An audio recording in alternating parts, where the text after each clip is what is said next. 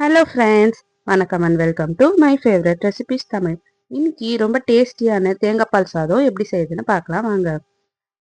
Cooker வச்சுக்கலாம். நான் இன்னைக்கு வீட்டு அரிசி வச்சு தான் செய்ய போகிறேன். ஸோ எப்படி செய்யுதுன்னு பார்க்கலாம் வாங்க. குக்கரில் ஒரு 3 டேபிள் ஸ்பூன் எண்ணெய் ஊற்றிக்கலாம். அதாவது 50 ml எண்ணெய் ஊற்றிக்கலாம். இது நான் 1/2 கிலோ செய்ய போகிறேன்.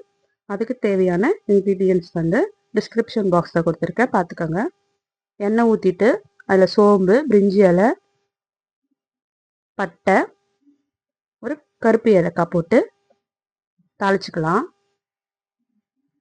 தாளிச்சிட்டு 2 மீடியம் சைஸ் வெங்காயம் நீல வாக்கில் அரிஞ்சு வச்சுருக்கேன், அதையும் சேர்த்து வதக்கிக்கலாம். ஒரு பச்சை மிளகாய், 2 ஸ்பூன் இஞ்சி பூண்டு பேஸ்ட் சேர்த்து எல்லாத்தையும் நம்ம வதக்கிக்கலாம்.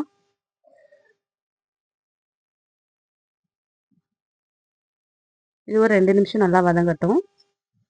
இப்போது தேவையான காய்கறிகளை சேர்த்துக்கலாம். நான் இன்றைக்கி கேரட், பீன்ஸ், கொடமிளகாய், உருளைக்கிழங்கு இதெல்லாம் சேர்த்துருக்கேன். காய்கறிலாம் சேர்த்து ஒரு நிமிஷம் நல்லா வதங்கட்டும்.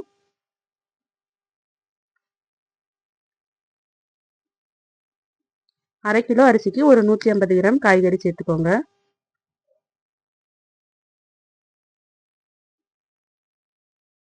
அரை கிலோ அரிசினா டம்ளர் அளவில் 2 டம்ளர் வரும். எனக்கு 2 டம்ளர் வந்துச்சு. உங்களுக்கு எவ்வளோ வருதுன்னு நீங்கள் அளந்துக்கோங்க.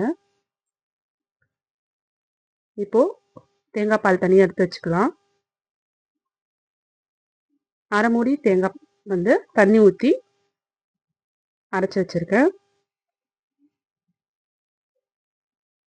இப்போது இதில் அரிசி ஊற வச்சுருக்கேன். 1/2 hour ஊற வச்ச அரிசி சேர்த்து ஒரு 5 நிமிஷம் நல்லா இதை வதக்கிக்கலாம்.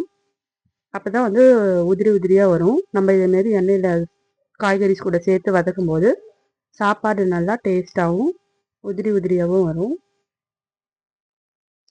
இது 5 நிமிஷம் வதங்கின அப்புறமா நம்ம இதுக்கு தேவையான உப்பு சேர்த்துக்கலாம். உப்பு சேர்த்துட்டு தேங்காய் பால் அளந்து ஊற்றிக்கலாம்.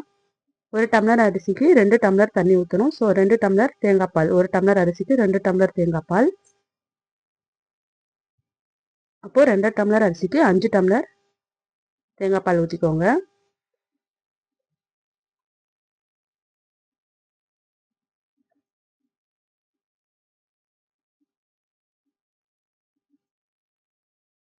இது நல்லா கொதி வரட்டும். கொதி வந்த அப்புறமா நம்ம குக்கர் மூடி போட்டு மூடி ஒரு 3-4 விசில் விட்டு எடுத்தோம்னா நம்மளோட டேஸ்டியான தேங்காய் பால் சாதம் ரெடி ஆகிடும். நீங்களும் இதை செஞ்சு பார்த்துட்டு எப்படி இருந்ததுன்னு கமெண்ட் பண்ணுங்கள். நீங்கள் எப்படி செய்வீங்கன்னு கமெண்ட் பண்ணுங்கள். நம்ம சேனலை சப்ஸ்கிரைப் பண்ணிக்கோங்க, லைக் பண்ணுங்கள், ஷேர் பண்ணுங்கள். தேங்க்யூ ஃபார் வாட்சிங்.